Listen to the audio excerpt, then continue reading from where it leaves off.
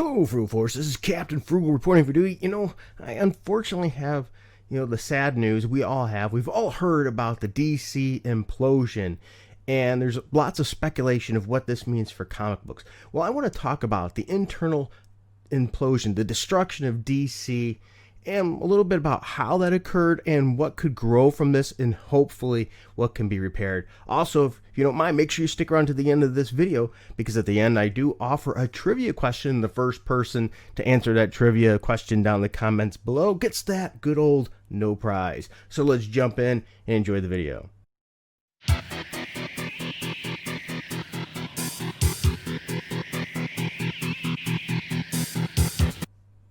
So, Frugal Force, here we have, this is an article. You can see articles like this everywhere. I'm not going to go too much into details. I think everybody already knows it, but I wanted to put my take on it, my spin on a lot of how this happened and what the future may hold for DC Comics. If you weren't aware, there was a massive shakeup within DC Comics just a few days ago that led to a lot of speculation about the future of this publisher. Those concerns are definitely valid because there was a layoff of about a third of its editorial team. And to be honest, editing is very important, but maybe, it helps keep continuity as well as other things reined in. But, DC, if anybody has issues with continuity, it's probably DC with New 52 and all these other reboots, crisis after crisis. But there's just been a lot of issues. So how did DC get to this bad position? Well, one of the things we heard a lot of people talking about is, well, they were acquired just to be used as an IP farm. Well, I got a news flash for you. It's called business. And if a business doesn't produce, it doesn't create wealth, there is no reason for that business to exist. I love how some of the very people that work for these companies, such as DC and Marvel, sit there and love to constantly ridicule businesses and how business works. Meanwhile, they're working for one, not realizing, or just either that dumb or that spiteful, not realizing if that company doesn't continue to earn a profit, they're not going to get a paycheck. They're going to be out of business, because how a business operates in most cases, a large company, a publicly traded company, if you will, is they have many owners, many owners that have invested in this company. You invest in a company to earn a profit. Otherwise, you will take your money and invest it somewhere else. Well, these investors all expect a return. So there's people in charge of those returns, of those, like a CEO, board of directors, and anything, are to make sure that that company is going to get a return on investment. They don't buy a company just to destroy it in most cases. I love how people like DeVillivi, for example, venture capitalists. Venture capital's goal is not to buy a company and bring it under and close it down. Their goal is to make a profitable venture. And there are already companies that are acquired by venture capital companies already circling the drain in most cases. General public doesn't want to tell you that or admit that. They're already failing, and there is a last-ditch effort to retrench that company and make it good. And that's what we're seeing a little bit here in DC, is a retrenchment. And well, think about this. How come we have the biggest boom in superhero awareness as well in movies and all that, but we're not seeing a return on the comics page? It's because people can't seem to relate that. They're not enjoying the stories and enjoying those characters. Well, we've been dealing with a long period of time where the artists and writers and things are more self-servant than serving the character and the story. In other words, putting their own agendas and things, and then they want to defend it with, oh, comics have always been political. Sure, but they've had better writing, in a lot of cases sometimes better art too, and they're not so much on the nose. Good writing allows you to think and come up with your own answers in a lot of cases. They don't always tell you what to think, and that's one of the problems we have. But one of the bigger issues here is the behavior of the talent. Now, a lot of people might know this and maybe some don't. It's often been said that people don't care about how products are produced as much as how a service industry is. So a service industry gets more attention because people can actually see that service taking place. They can see the people interacting. Whereas when a product is made, you didn't see the ins and outs. But with more media and things on that, when we start hearing more of the ins and outs, for example, like how shoes were made and things like that, then people start paying more attention. And what we've had the same kind of issue here in the past. Back when these comic writers and artists and things before big social media got big, you didn't get to really interact with these people much. You didn't. You got to see them at a comics convention, maybe talk to them for a minute or two, get something signed. So you didn't get a whole lot about them. Or you read a magazine article in a Wizard or whatever, and it was more focused on the comic books and less on their personal opinions. So it wasn't very problematic. But what happened over the last, quite a few years now, as social media continues to explode, we have more access to these people working. So in other words, it's shifted from more than just your production image of only seeing the final product to seeing the whole process, to seeing the people, the inner workings, more like a service industry. And what happened now is we get to see some of the hatred and the completely ridiculousness of these people. For example, how can they expect to sit there and belittle half of their buying audience and have them continue to buy time and time again? They could accept a little bit in comic books here and there once in a while, yeah, as long as it's not too much constantly and on the nose. People are willing to accept and embrace a little bit of that. But it's been constantly on the nose in the comic books.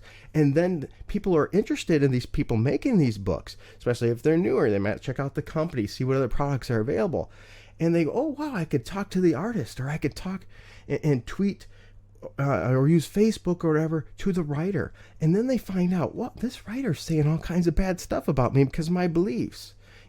What if I'm a Christian? Well, they think it's a joke, and they make jokes about my faith or my political standing. They call me an a-hole or whatever it may be. And then they go, I don't think I want to buy from this person anymore. So they've done a great job of vilifying their market and cutting sales down significantly. Now, what do you think they do? Do they learn from that? No, they continue to double down on it for years and then throw it in people's faces. And we're starting to see more and more of the backfire. Sales have dropped significantly. They want to then turn around and say, oh, sales are great. You don't know what you're talking about. Numbers are there. They're not great. They're definitely not great, which is just really ridiculous because if you look at how much income these people make, unless they're absolutely top tier, super high in demand, most of these people are not making even a good paycheck. And the funny part about it is there's such silliness is they don't realize they're destroying their own livelihood. The very thing they love, they are destroying, and they think they're making a stand where they're really not. They're not understanding how the system works, and they're destroying their own brand. So now sales are down significantly. So yeah, this is what happens. Companies, when there's not money being made, you have to make cuts. You don't have a choice. And what you do is you cut the least impactful things first. Yeah, they're probably going to have to trim down the comic book line some too. Focus on making good books with good characters, which is sort of sad. It has me scratching my head because I actually think DC right now is making much better products on the whole than Marvel. Now, granted, there's some good Marvel ones too. But DC, if I was to compare one to the other, in my opinion, let me know if you disagree with that, DC is making better products in general right now than Marvel is. But what they've done now with all this dissuading people, is they've created other avenues. They've created new markets. Remember, that's how business works.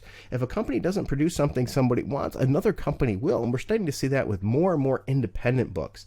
And so now these people, once again, these comic book writers and stuff for like DC and Marvel, they don't like that because that's hitting on their business. So what do? They use their clout. They use their followers and things like that, and find delusional followers that are going to go and attack anybody that's an independent maker to try to vilify them and things of that nature. Why? To protect their own gain. And it's quite funny because these people are walking around with a sword and a shield for these companies and being completely ignorant in most cases. I say most. Now, once again, you can't keep belittling your own buyership, your own viewership, your own market, and wondering why they don't support you anymore. So then they had to turn around and lay off a bunch of staff because you can't keep paying the bills. Sci-Fi Wires confirmed that Jim Lee remains with the company and will be a liaison between DC and other Warner divisions. So now you got these people on Twitter and things like that from the comic industry. Oh, Warner's just bought them to eat them up. Wait a minute. No, not really. How long has Warner had this company now?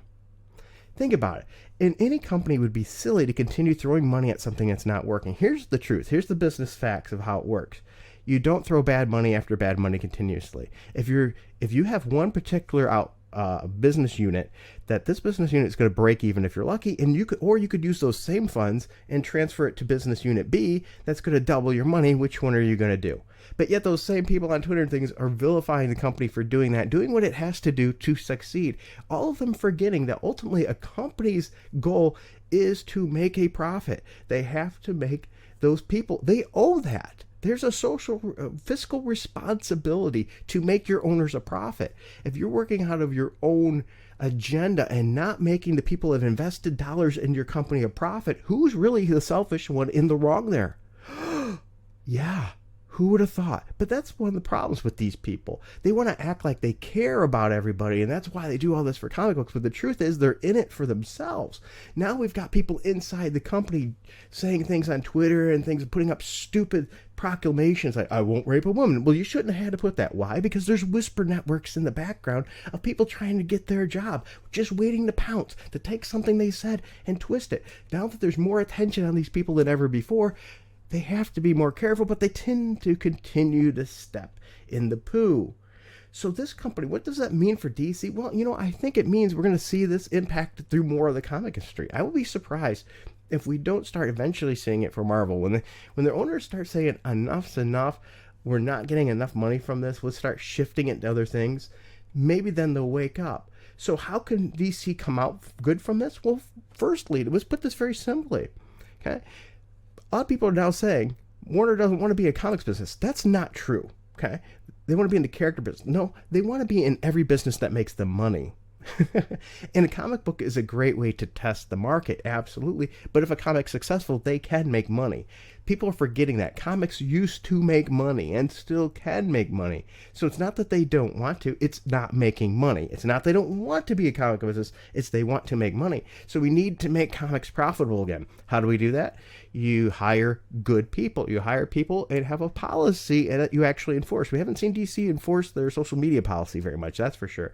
You want people enriching. Get people together. Get people culminate and want to be together and enjoy the products. Stop attacking. So, hey, tell them, quit fighting about politics. That's, and some people, well, you can't tell somebody to be quiet. You know what? When you work for a company and your name is known, you represent that company. If you feel that strongly at that point, then that you have to be a political mouthpiece or whatever it may be, create a pen name and work under that name, or use your pen name for your political outreach. They're using their position as a soapbox for other things that are impacting the company, like it or not. So what they need to do, as I said, is they need to rebuild, refocus on that comic industry, put out products that people want, hire people that are not social media disasters like Patrick Zurcher or Tom King, which do nothing but harm to themselves. They're absolutely atrocious for companies with their mouths. I mean, who in your own business tries to get people fired and out of business when you're supposedly preaching tolerance, right? They don't make any sense. All they are is self-serving. So get those comics going again. Get them moving. It calls new attention to new IPs. That allows them to have other sources like toys, cartoons, clothing, sheets, all kinds of merchandise available. And then, of course, movies are a potential too. It's not that they don't want a comics business. People are wrong about that. They want a business that makes money. And every character, in any way they will make money, they're going to want to do it. Keep in mind, it wasn't about whether DC was losing money, that says here. Even if it was a small amount. The problem is the potential profits in comics are negligible. I can't speak today, I guess. When one considers the average summer blockbuster of $200 million plus budget, which is not entirely true. Okay? It does matter. It does matter if they're losing money. Companies will sink some losing money into some things when they know it has potential to grow or spawn something profitable. It's part of the process. For example, it's like selling a video games console at a loss, knowing you're going to make your money back in the games and peripherals. It's the same thing here. People that tend to do not know business, don't understand how this really works. They just don't realize it. They love to throw out this one line out there to try to catch attention, but the truth is they want everything to make money on these characters as possible. If they can make money on Mr. Miracle in a comic, yeah, they're going to want to make that money. Now, if the money is only 2%, they say, yeah, but we could spin off a movie on this character and make 100%. Yeah, that's what they're going to do. But first, they have to grow that character. We have to do something, and comic books are a great way, and movies can be used as a back way to comic books. People should see that movie, be energized about that character, and turn around and want to go and buy a comic book off about that character. And I've talked about this before. People have done it, but when they go to do that, where are they going to buy the comics? They're not readily available still. They've made some stride in making them readily available. They need to get them on more store shelves and get them more accessible again. Yeah, not always, it doesn't always work on every store shelf. Pick and place where they work and start getting those sales. They feed each other. The comics will feed the movies should feed the comic books. It should go both ways, and those should also promote toy sales and other merchandise, other licensing. The way I see it right now, DC may end up just being a licensing farm when it comes to comic books. That's what it might be, because once they start doing the cuts, it means they're probably looking for ways to produce those comic books, if they're going to keep those IPs going and building, is do it, hit my microphone, sorry about that, to do it is by licensing. The least risk for the most reward, and that's the thing. Business is risk versus reward. You're going to have to take some risks sometimes and put some money in some products like comic books to hope to build that reward. And licensing is one of the easiest ways. You get guaranteed money regardless of what the sales are. So this is a big, brutal shakeup. But this shakeup could be a good thing. It could be a warning call to comic manufacturers. It's a good warning call to DC. Hopefully Marvel wakes up for this too and says, our comic books is a product to make money, not as a soapbox for our writers and our artists to tell you what to think and who to vote for. This is a huge opportunity that can be embraced. A lot of people look at this and only see the negatives. This is an opportunity. Yes, it's a bad situation, but this is an opportunity for Disney. It's an opportunity for Warner Brothers to say, wake up. Pandering to the 3% of the market, not even that really, to be honest with you, is not worth cutting off 50% of your market. We need to entreat everybody as a potential opportunity. How can we seize that? Let's quit playing games, quit letting our employees talk crap, and treat the people that they need to get the sales from like they're second world citizens. It's like they don't matter. Which is funny because they're complete hypocrites. All right, so that's my views. I know it's a pretty charged video here. My question, I'm glad you stuck around this long, is before Doctor Strange became the Sorcerer Supreme, what was his profession? Once again, the no prize question, put your answer in the comments, is before Doctor Strange became the Sorcerer Supreme, what was his profession? All right, well, I'm sorry about this. It was more of a ranting video, but this is something that's been sitting on me. I look and read, and people don't tend to pay attention and look at the real ramifications, what's really going on. They want to focus on just that DC's going down or minor microscopic points of it rather than looking at the big picture. But that's my opinion, not yours. Let me know what your thoughts are below too as well. I appreciate your time. Thanks for watching. Like, subscribe, hit that notification bell. Until next time, keep it frugal.